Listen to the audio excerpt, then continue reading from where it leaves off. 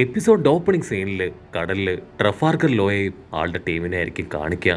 ആളുടെ ടീമാണെങ്കിൽ ഒരുപാട് ടെൻഷൻ അടിച്ച് ട്രഫാൽഗറിനോട് പറയും, നമുക്ക് എത്രയും പെട്ടെന്ന് ആ ന്യൂ വേൾഡിലേക്ക് പോകണ്ടേ, വൺ പീസ് ട്രഷർ അതിനുവേണ്ടി ഇപ്പൊ തന്നെ ഒരുപാട് പേര് ഇറങ്ങിയിട്ടുണ്ട്, പ്രധാനമായിട്ടും ആ ബ്ലാക്ക് ബിയേർഡ്. അതിനാ ട്രഫാൽഗർ ലോ പറയും, എല്ലാ കാര്യങ്ങളും എനിക്ക് നന്നായിട്ട് അറിയാം, നമ്മളിപ്പോ അവിടേക്ക് പോയ ആ ബ്ലാക്ക് ബിയേർഡിന്റെ അറ്റാക്കിൽ നമുക്ക് ആരുമായിട്ട് എന്തെങ്കിലും പറ്റാൻ ചാൻസ് ഉണ്ട്. സോ ആദ്യം ന്യൂ വേൾഡിൽ ഇപ്പോൾ ഉള്ള പൈററ്റ്സും ആ ബ്ലാക്ക് ബിയേർഡും അവരെല്ലാം ഏറ്റുമുട്ടി കഴിയട്ടെ, അതിനുശേഷം സമയം വരുമ്പോ നമുക്ക് അവിടേക്ക് പോവാന്ന് പറഞ്ഞ് അവനങ്ങനെ ഹായ് ആയിട്ട് റിലാക്സ് ചെയ്യാണ്.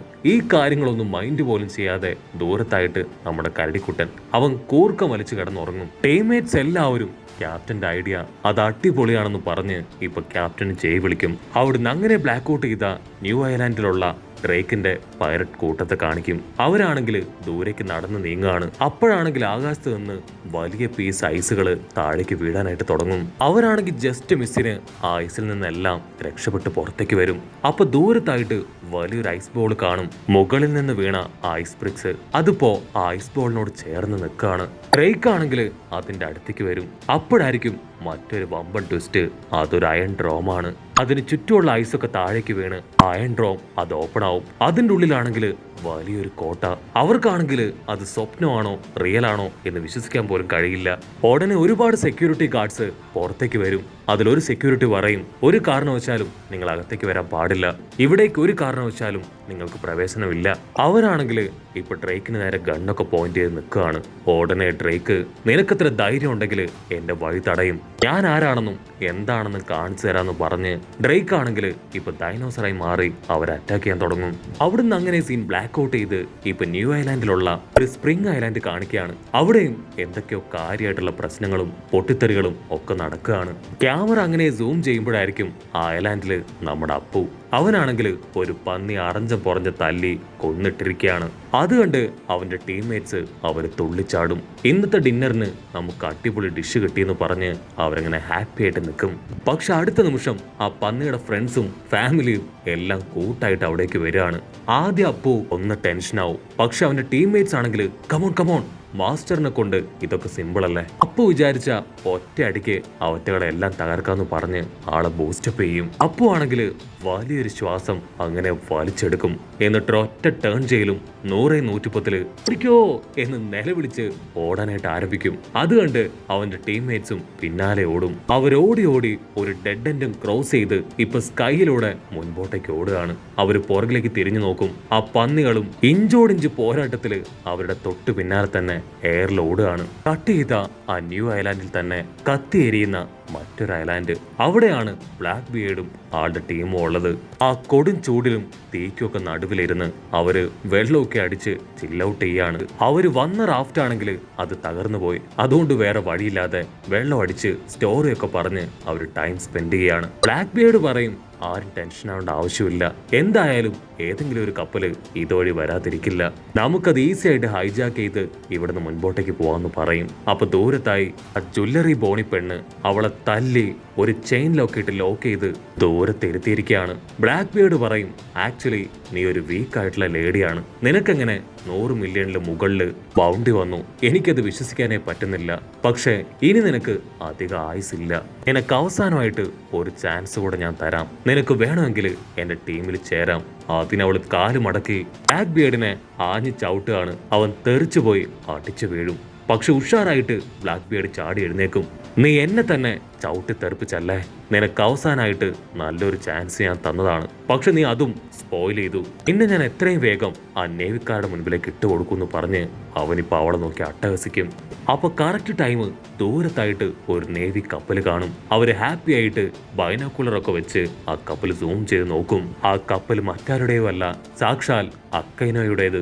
അവരെ കാണുമ്പോ തന്നെ ബ്ലാക്ക് ബിയേർഡും ആളുടെ ടീമും ഒരു ട്രൗസറും പൊക്കി 100-110 ഓടുകയാണ്. അക്കൈനോ ആണെങ്കിൽ ഇപ്പൊ ആ ഒരു ദ്വീപിലേക്ക് ഇറങ്ങി വരും.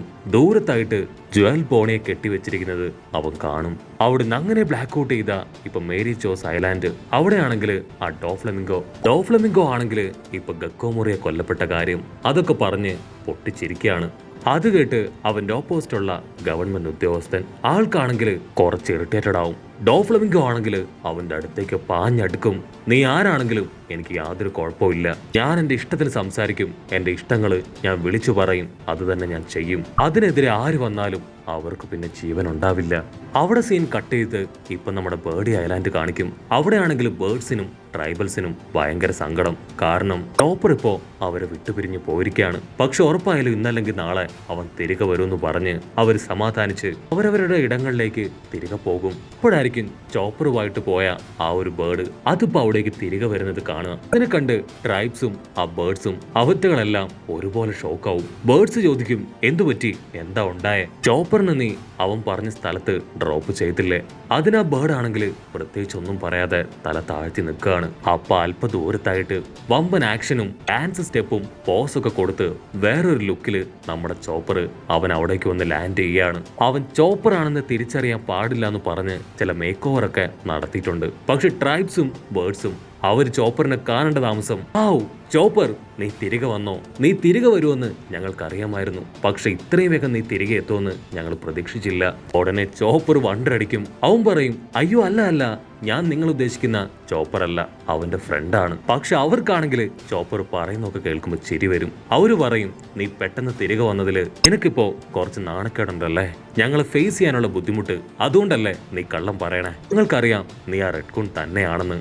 അതിന് ചോപ്പർ ആണെങ്കിൽ തലയൊക്കെ നിലത്ത് ആഞ്ഞടിപ്പിച്ച് അല്ല സത്യമായിട്ടും ഞാൻ ചോപ്പർ അല്ല എന്ന് തന്നെ പറഞ്ഞുകൊണ്ടേയിരിക്കും. ട്രൈബ്സിന് മനസ്സിലാവും ചോപ്പറിന് നല്ല നാണവും മാനവും ഒക്കെ ഉണ്ടെന്ന്. സോ അവരും ഇപ്പൊ ചോപ്പർ പറയുന്നത് ബോധപൂർവം വിശ്വസിക്കും. അവർക്ക് നന്നായിട്ട് അറിയാം അത് ചോപ്പർ തന്നെയാണെന്ന്. പക്ഷെ അവന്റെ സമാധാനത്തിന് വേണ്ടി, അയ്യോ നീ ഞങ്ങളുടെ ചോപ്പർ അല്ലേ, നിന്നെ കാണുമ്പോ ഞങ്ങളുടെ ചോപ്പറിനെ പോലെ തന്നെ ഉണ്ടെന്നൊക്കെ പറഞ്ഞ് അവനെ സപ്പോർട്ട് ചെയ്യും. അവർക്ക് 100% താൻ ചോപ്പറാണെന്ന് മനസ്സിലായി എന്ന് തിരിച്ചറിഞ്ഞ നമ്മുടെ ചോപ്പർ അവൻ സങ്കടത്തില് അവന്റെ വേഷമൊക്കെ വലിച്ചെറിയും.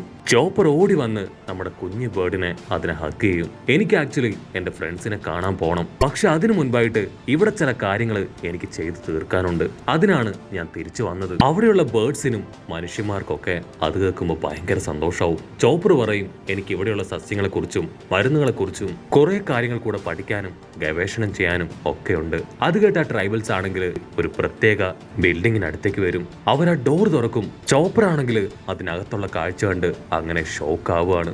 ഒരുപാട് ബുക്കുകൾ അതിൽ അടുക്കി വെച്ചിരിക്കുകയാണ്. ആ ട്രൈബിൽ പറയും, ഇതാണ് ഈ ഐലാൻഡിലുള്ള ഏക ലൈബ്രറി. ഒരുപാട് ബുക്സ് ഇവിടെ നിന്ന് നിനക്ക് കിട്ടും. തീർച്ചയായിട്ടും ഈ ബുക്സ് എല്ലാം തന്നെ നിന്റെ റിസർച്ചിന് ഹെൽപ്ഫുൾ ആകുമെന്ന് പറഞ്ഞ് അവിടേക്ക് ചോപ്പറിനെ കയറ്റിവിടും. ചോപ്പർ ആണെങ്കിൽ അതിനുള്ളിൽ ഒരു ബുക്ക് എടുത്ത് വായിക്കും. അതിൻ്റെ അകത്താണെങ്കിൽ ഒരുപാട് സസ്യങ്ങളെ കുറിച്ചുള്ള ഇൻഫർമേഷനും ഒരുപാട് മെഡിസിനെ കുറിച്ചൊക്കെ പരാമർശിച്ചിട്ടുണ്ടാവും.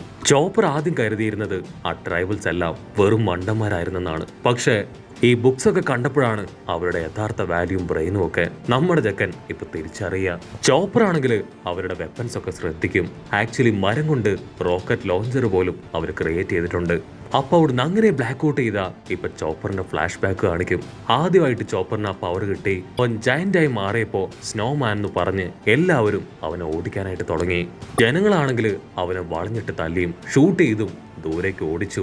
ഒരുപാട് വേദനയിൽ ബോധം കെട്ട് വീണ് കിടന്ന അവനെ ഹെർലുക്കാണ് അടുത്തേക്ക് വന്ന് ട്രീറ്റ്മെന്റ് എല്ലാം കൊടുത്ത് ഓക്കെ ആക്കി മാറ്റിയത്. ഒരുപാട് നാള് ഹെർലുക്കിന്റെ കൂടെ അവൻ ഹാപ്പി ആയിട്ട് കഴിഞ്ഞു. അവിടെ വെച്ച് ഹെർലുക്കിന് ആളുടെ ജീവൻ നഷ്ടപ്പെട്ടു. അതിനുശേഷം ഡോക്ടർ ആൻഡിയുടെ കയ്യിൽ നിന്ന് ഒരുപാട് മെഡിസിൻസും ട്രീറ്റ്മെന്റ് ഒക്കെ പഠിച്ച് അവനും ഒരു ഡോക്ടറായി മാറി. പിന്നീട് ലൂഫിയുടെ കയ്യിലേക്ക് എത്തിപ്പെട്ടു. അവിടുന്ന് അങ്ങനെ കട്ട് ചെയ്ത ഇപ്പൊ പ്രസന്റ് കാണിക്കും. എനിക്കും നല്ല സ്ട്രോങ് ആവണം. ലൂഫി ഇപ്പോ വലിയ പ്രശ്നത്തിലൂടെ കടന്നു പോവാണ്. സോ അവനൊരു സപ്പോർട്ട് ആവണമെങ്കിൽ ഞാനും അതിനനുസരിച്ച് ട്രെയിനിങ് ഒക്കെ എടുത്ത് ഒരുപാട് ഇമ്പ്രൂവ് ആവണമെന്ന് പറഞ്ഞ് അവനങ്ങനെ ടെററായിട്ട് നിൽക്കുകയാണ്.